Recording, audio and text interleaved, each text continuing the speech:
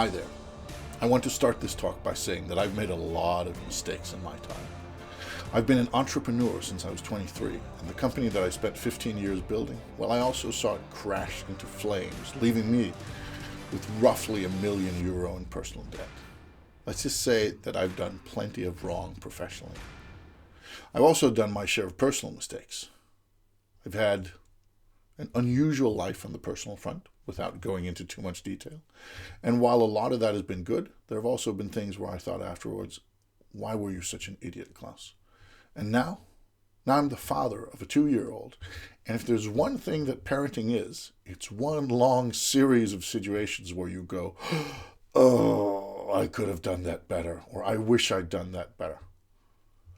Now, people sometimes ask me about vulnerability, about why I choose to open up about things, why I'm so vulnerable. Well, I'm going to give you 3 reasons today. Reason number 1 is maybe a little bit surprising. It's that it's simpler. One of the nice things about honesty and about not really having a carefully constructed image that's far from reality is that it's just easier to remember. I think of it as the difference between putting on makeup and not putting on makeup. Both are fine choices, but one just requires that more effort. And image engineering, you can do that by changing who you are and by being true to that. That's one way of doing it. Another is by having a carefully constructed person that you are that people see. Now, I'm not here to judge. We both do both of these. I mean, we have personas. That's a thing. I'm, of course, different when I'm private around my daughter and my girlfriend than when I'm on a stage. But I try not to be too much different. Also because it's just too much work. That if you are yourself, or if you're like a recognizable version of yourself, warts and all, most of the time, well, it's like not having to use that hour prettifying yourself in the morning. It's also one of the reasons that I don't wear makeup. And it would probably look better on me. I think I'd look better with makeup. Most of us do. But it's too much hassle. So one of the reasons for the vulnerability is that it's easier to remember. Instead of trying to figure out who have I told what, I try to just be me, and I try to know that, oh, this person knows this or this person knows that. No, if they all know most of what's going on, and it's not that I don't have secrets, but if people know me, both my good sides and my bad, well, then I don't have to remember who knows what. So that's reason number 1, is that it's simply easier and simpler to remember if you know a lot of people, if you have one consistent image that you don't really do a lot, not to create it, because you do that, I do that, my image is created, but it's also me. That became a little bit muddled, I hope you'll forgive that, but let's jump to reason number 2, which is a little bit more interesting as well. Reason number 2 for this is that vulnerability is something that we connect with. We want to hear tales of struggle. We want to hear people who overcome things. We want to hear that people's lives are not just glamorous and problem-free, but that they're human.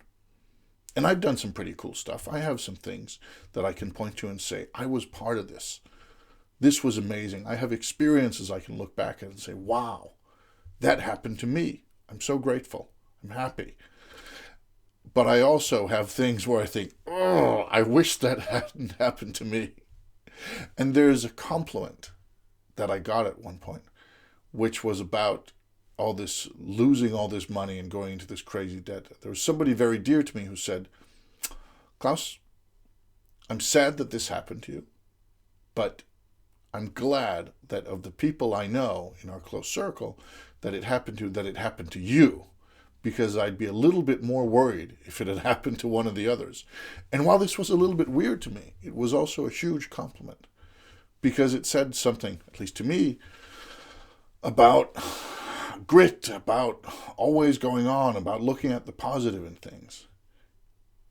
And I know from being a storyteller for most of my life, I know from working with people from all over, that while we connect on passion, we also connect on struggle.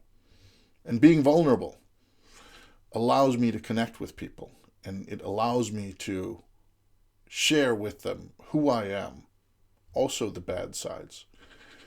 And usually when taking that risk, good things happen. It means I've cried in high-level business meetings and been thanked afterwards for showing emotion, even though they might have been a bit surprised that it happened just as I was. But it also means that I know that I can bring my human side, and not just my business side, my professional side. I can bring my human side to many places, and I think a lot of people are afraid to do that. Luckily, the world is shifting.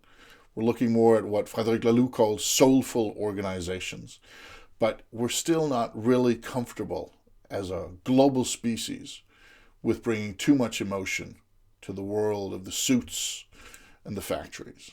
But hopefully we will. Reason number 3 is the one that has the most to do with innovation, and is the reason that this is an innovation keynote. Reason number 3 is all about possibility spaces. Because when I go to a place, whether it's a conference or a meeting or a workshop or a party, well, not so much a party, but when I go to a place, a business location, and let's be fair, most parties are not business events. When I go to a thing, it means that I know that I can open up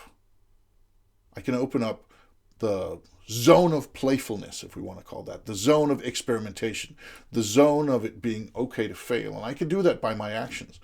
And one of the ways I sometimes do that is that if I'm at a conference, we're 200 people in the audience, and somebody asks, the moderator asked, are there any questions? And usually there are very few questions. And I'll always have my hand up. I'll always be sitting up front. I'll have my hand up, and I'll ask a question. And it'll usually be a smart question, because I'm not that stupid. And I am interested in things, so I ask good questions. But it'll also be asked in a funny way, probably a little bit outrageous, and it'll be a little bit self-deprecating. And what that does is it usually brings a round of laugh, it brings a thoughtful response from whoever I asked on stage, but then it opens up for others, because they can sit there thinking, okay, if that guy, the weird guy with the beard and the long hair, could ask that question in that way, then my question is okay. I'm going to ask my question. And I've seen this happen again and again and again, because opening up a possibility space means that others who might have been worried that, oh, am I going too far? Is it too dumb? Is it too short? Is it too long? Is it too French? Is it too whatever? Suddenly can say, no, because that guy went further than I would have had in sharing or in asking or in commenting or in whatever it is.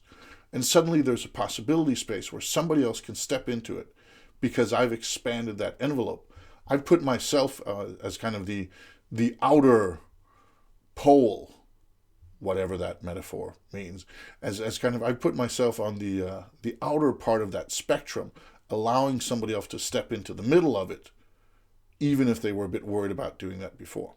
And it also means when I see other people do this, I rejoice, I'm happy, because this is not just about asking weird, funny questions at conferences.